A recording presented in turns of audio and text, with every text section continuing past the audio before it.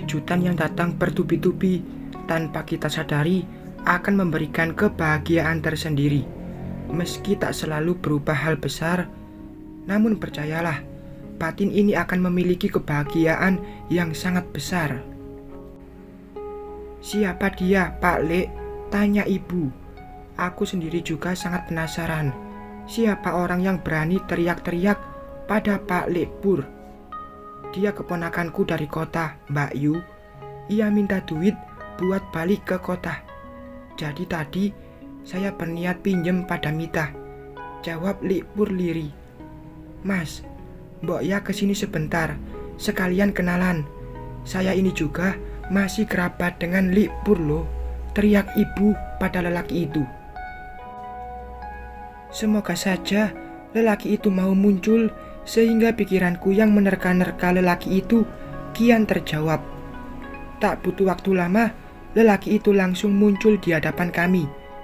Senyum mereka tersungging dari sudut bibirnya. "Bude, Mbak, saya Rahmat, keponakannya Lek Pur," ucapnya memperkenalkan diri. Aku dan ibu refleks menerima uluran tangan itu. Ternyata benar, ia lelaki yang kemarin aku kerjakan. Bahkan aku sudah 2 kali memberikan treatment padanya. Semoga saja tidak buka mulut dan pura-pura tidak mengenaliku. "Ini Mita dan ibunya Siti. Ini masih kerabat Pak Lek juga kok, Mat," jelas Lek Pur pada keponakannya. "Salam kenal. Kalau kesini jangan sungkan untuk mampir ke rumah saya," ujar ibu kemudian. Rahmat hanya mengangguk dan menyunggingkan sebuah senyum. Ternyata lelaki ini enggak banyak bicara. Syukurlah, aku bisa sedikit lebih tenang. "Lek, gimana tadi? Jadikan?" tanyaku memastikan. Iya, Mit, jadi.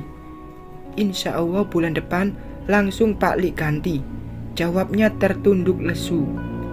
"Ini Lek uangnya," ucapku. Ku serahkan 5 lembar uang merah untuknya. Tapi sebelum Pak Lek menerima uang itu, ibu sudah mengembalikannya padaku lagi. "Udah, Mit, pakai uang ibu aja. Itu kamu bawa buat bekalmu di sana nanti," tutur ibu kemudian. Ibu langsung mengambil uang dari dalam dompetnya dan menyerahkan pada Pak Lek Pur. Pak Lek Pur langsung menerima uang itu. Rasa terima kasih tak hentinya ia ucapkan. "Sama-sama, Lek. Namanya juga bersaudara, apalagi tetangga dekat. Saling tolong-menolong adalah satu hal yang wajar," tutur ibu kemudian. Setelah menerima uang dari ibu, keduanya langsung pamit pulang. Aku yang sudah dari tadi bersiap untuk balik ke Solo juga ikut berpamitan lagi pada ibu. Kali ini aku berangkat ke Solo dengan naik bus. Meski harus oper sampai 2 kali dan naik angkot lagi, tak apalah. Kak Arti juga dari kemarin tak memberiku kabar. Entah apa yang terjadi pada dirinya. Hampir 2 jam, akhirnya aku sampai juga di kota Solo, tempat kerja yang awalnya aku sesali. Namun secara perlahan, aku juga menikmatinya. Kerja shift siang kayak begini biasanya agak santai karena akan mengutamakan karyawan yang jadwal masuk pagi dulu. Dari kejauhan, kulihat ada Mas Daniel, salah satu supervisor yang memegang area sini. Jam kerja sebentar lagi akan dimulai. Mau tak mau, aku harus segera masuk meski harus melewati atasanku yang berdiri di depan outlet. "Tap, tap, Mas," sapaku saat melewatinya. Meski sedikit grogi, namun aku berusaha setenang mungkin. Kamu Mita kan ya?" tanyanya padaku. Wajar saja jika ia belum terlalu mengenalku, mengingat aku termasuk ke dalam hitungan karyawan baru. Iya Mas, ada apa ya?" tanyaku penasaran. "Begini, kamu ada waktu kan? Kita bisa ngobrol sedikit enggak?" tanyanya memastikan. Bisa banget mas, tapi maaf, aku masuk sebentar ya. Takutnya nanti terhitung telat, karena jam kerja bentar lagi dimulai, ucapku kemudian. Baiklah, masuklah dulu. Aku tunggu di sini ya, pungkasnya kemudian. Aku mengangguk dan bergegas masuk ke dalam outlet. Di dalam, ternyata sedang pada ngumpul di depan resepsionis. Ternyata hari ini lumayan sepi, jadi aku nanti bisa sedikit beristirahat. Aku sedikit heran dengan banyak mata yang menatapku dengan sedikit aneh. Mereka tak seperti biasanya yang begitu terbuka menyambutku. Tanpa pikir panjang, aku bergegas absen dan kembali keluar menemui atasanku. Mas, tadi mau ngomong apa ya? Tanyaku saat sudah duduk di sampingnya. Kamu ada keinginan nggak buat pindah keluar pulau? Tanyanya padaku. Pindah mas? Emang gimana ya? Apa ada yang salah dengan kerjaku di sini? Tanyaku sedikit khawatir. Bukan begitu, Mit. Di Bali sedang butuh banget terapis dan di sana gajinya juga lebih gede dari sini. Apa kamu tertarik mutasi ke sana? Biar sekalian liburan loh, tuturnya padaku. Pengen sih, pengen mas, tapi jangan Bali juga kali, jauh banget. Kasihan ibuku di rumah, ucapku beralasan. Ayolah Mit, bantu aku, pintanya padaku. Akan aku pikirkan dulu mas, ntar aku kabarin deh secepatnya, pungkasku kemudian. Di lantai 3, suasana cukup ramai karena banyak terapis yang enggak mengerjakan. Aku pun bergegas bergabung dengan mereka. Kebetulan ada Zuzun, aku bergegas duduk di sampingnya.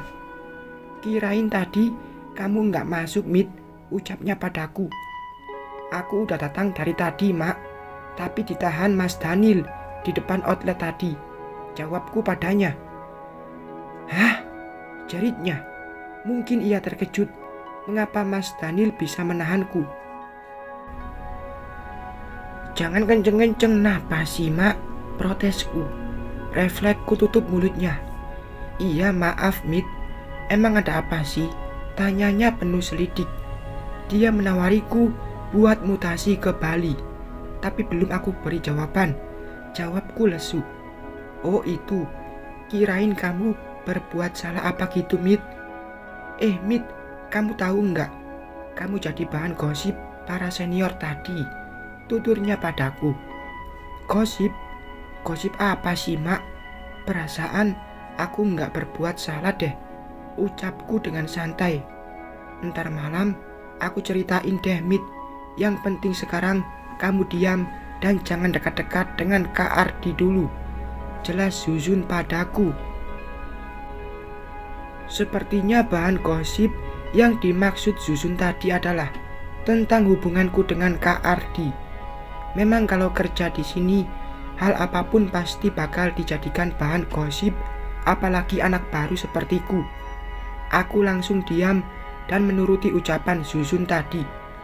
Aku hanya bisa berpikir dalam hati, ini gak sebab dari kemarin Kak Ardi tak menghubungiku lagi. Jujur ku akui, aku merindukannya. Mit, satu pesan masuk ke dalam ponselku. Ternyata pengirimnya adalah Kak Ardi. Apa? Balasku singkat.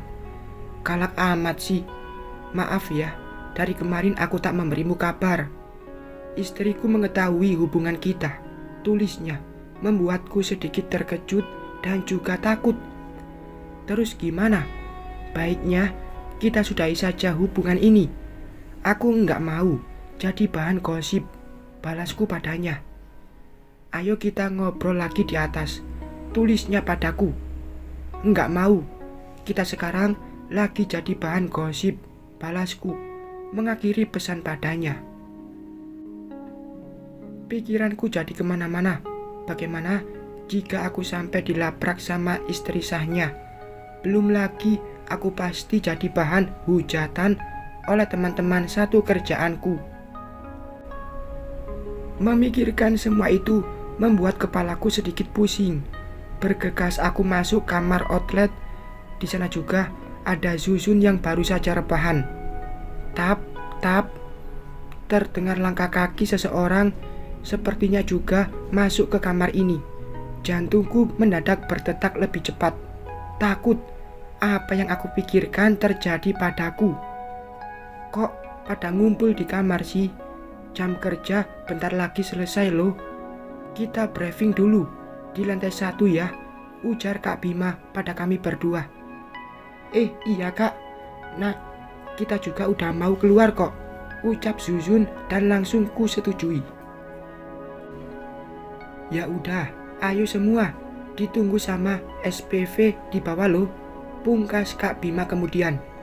Aku dan Zuzun segera beranjak dan mengikuti langkah kaki Kak Bima keluar dari kamar outlet.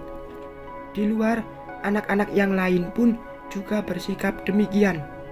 Memang sudah menjadi kebiasaan, setiap mau tutup outlet, kami kumpul dan meeting terlebih dahulu. Selamat malam semuanya. Bagaimana hari ini? Apa ada masalah dengan pekerjaan kita? Tanya SPV pada kami semua. Tidak ada mas, cuma hari ini lagi sepi aja customernya, jawab Kak Dewi mewakili kami semua. Itu hal yang wajar ya, namanya juga usaha. Yang terpenting kita harus jaga kekompakan dan bekerja secara profesional. Jangan sampai ada hubungan lain di luar pekerjaan, tuturnya lagi. Mendengar ucapannya yang terakhir seolah menyinggungku. Aku hanya bisa diam dan tertunduk.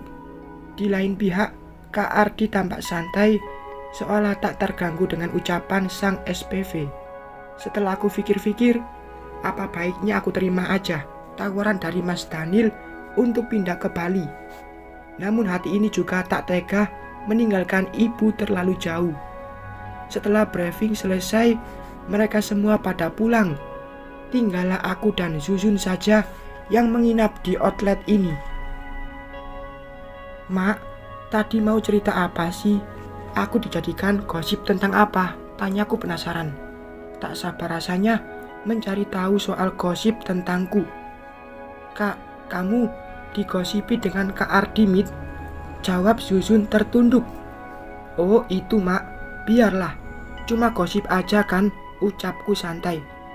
Aku harus terlihat tenang, agar semua terlihat baik-baik saja. Mau bagaimana lagi? Aku udah terlanjur basah, jadi semua harus main aman. Sejujurnya, aku ingin mengakhiri hubunganku dengan Kak Ardi, tapi hati ini sudah terlanjur terbawa perasaan padanya. Bagaimana ini? Haruskah aku mutasi kerja saja? Membayangkan berita-berita yang sedang viral tentang pelakor yang dilabrak oleh istri sah membuatku begidik ngeri sendiri. Bagaimana jika hal itu terjadi padaku? Aku benar-benar bimbang. Bersambung.